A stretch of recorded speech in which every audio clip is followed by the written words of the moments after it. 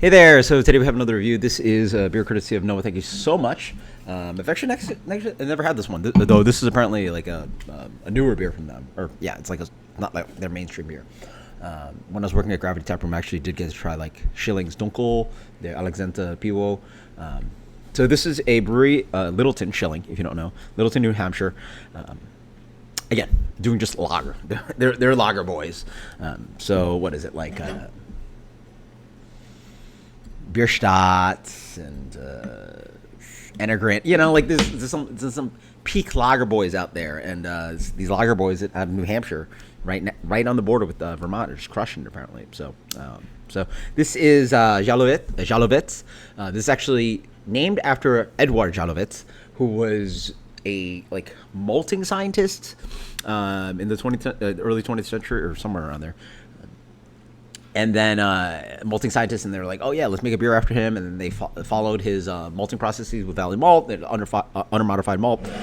Basically, like back in the day, like malt was not like processed the way that we have the science to do it. So using under modified malt, and then like the schedule for like Pilsner Quell, just doing that historical BS that like only lager, or not only, but like lager boys would just love to do. So that's what Schilling has done here. This is a Vychepny Piwo.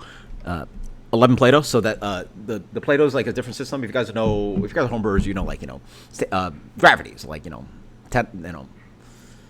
this would be probably like I think it goes by starting gravity. So like this would be like I think it's like time 3 or 4. So like starting gravity on this beer would be like 1044 or something like that.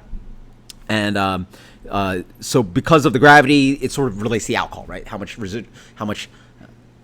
sugar you have in your work to create into alcohol, but thankfully this brewery doesn't have to list their ABV, which that's right here. 4.7. 4.7 is actually pretty big.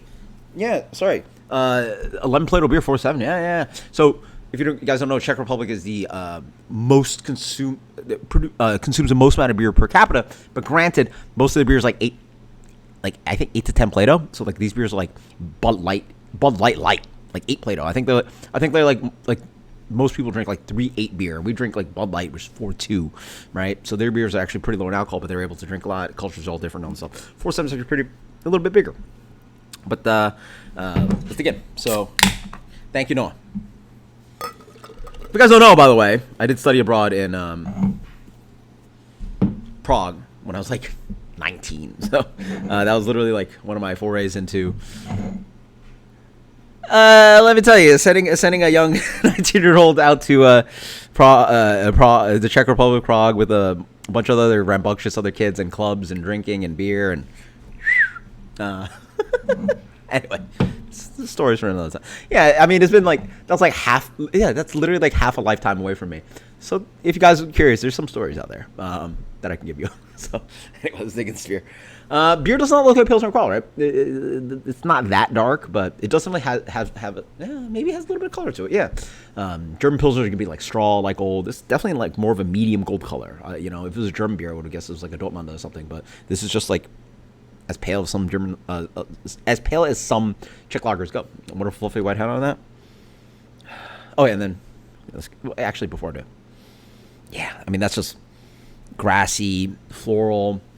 It's got this beautiful, I assume it's Zatz, which some people say Saz, but I think it's Zatz in them. Oh, man, it's so good. It's just like full round, bready maltiness. I mean, it just smells like real. Beer Shot Lager House. Like, it's just like, there's some lagers that just like, Suarez. They just explode with like, you're just like thinking to yourself, like, how does lager smell so good? Because like you just compare this to freaking macro lagers, just unbelievable. Even like other great, like good craft examples, and then you smell this, and it's just rich, milky. Milky doesn't even make sense. Like I just poured out some milk. Like it has nothing to do with milk, but like it just smell like it has texture to it. It's a full grain maltiness. There's that beautiful kind of brassy floral character, that traditional noble hop character. It's a little bit sweet, and it smells like it's gonna crush and be like, these are all just. I'm not even giving you great tasting notes right now because it just has memories of just good tasting lager. I just know it's gonna be creamy. I know it's gonna have a beautiful hop character to it, maybe some bitterness, full rounded malt character. Because you smell all that.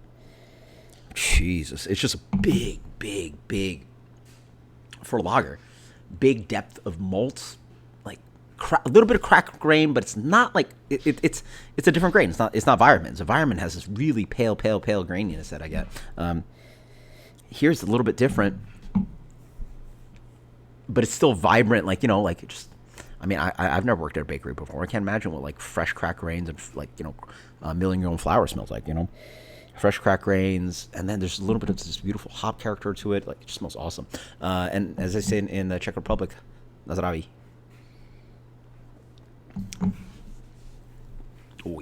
Oh yeah, that's where we're at.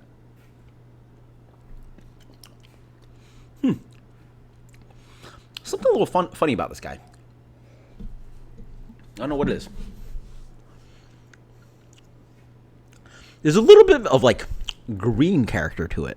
I don't want to necessarily call acetaldehyde, but it has this like the beer tastes a little bit young, which is crazy because like I know Schilling, horizontal lagering tank. I bet they like lager this for like way more than most craft most craft breweries want to flip their lagers within within like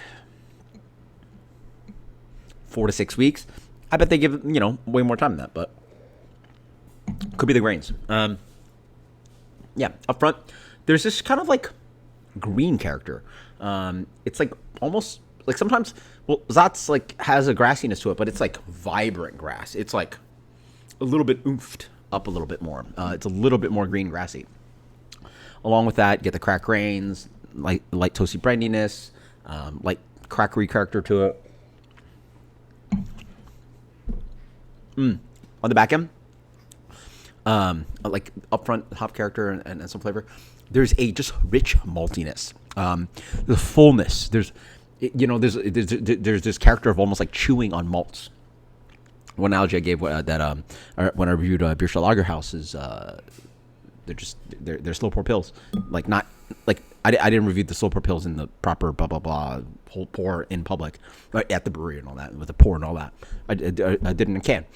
That beer had it almost kind of like barley tea. If you've ever been to a Korean restaurant, well, not most some very very traditional, very very traditional. Like it's like an old lady, like old guy, like it's like very very traditional. They do a thing called like barley tea, where it's just like, well, anyway, the Bierstadt Lager House slow pour pills had this kind of like just like pureness of malt and barley that sort of came through. This beer has that. Like, it doesn't just taste like beer. Like, it really has a character of the actual bar, like the malt. Medium plus for Pilsner, yeah. Medium bitterness lingering on. 4.7, honestly, would have guessed a little tinier. Drinks just as some of the great Czech lagers, which are like, I think, Pilsner Urquell comes at 4.4. Right around that 4.4, even under a range. We're just like, wow, so much character. 4.7, we're splitting hairs, whatever. That's so good. That's so good. Dare I say, like, I feel like I've just been transplanted back to Prague. I'd be blown away going to Prague if the beer didn't taste this good. Like, if anything, this could even taste better. I don't even know. It tastes so good. Granted, we don't get the side pull and the proper mug and all that stuff. Like, this is just me doing it out of a can of Teku. Because the side pull has a whole different other kind of like texture and the pouring and all that stuff, which makes it so iconic of Czech lager. This beer's freaking fire. This is gonna be one of the best lagers of the year. Like, yeah. I'll have to look back. I doubt. Yeah, I doubt there's gonna be many.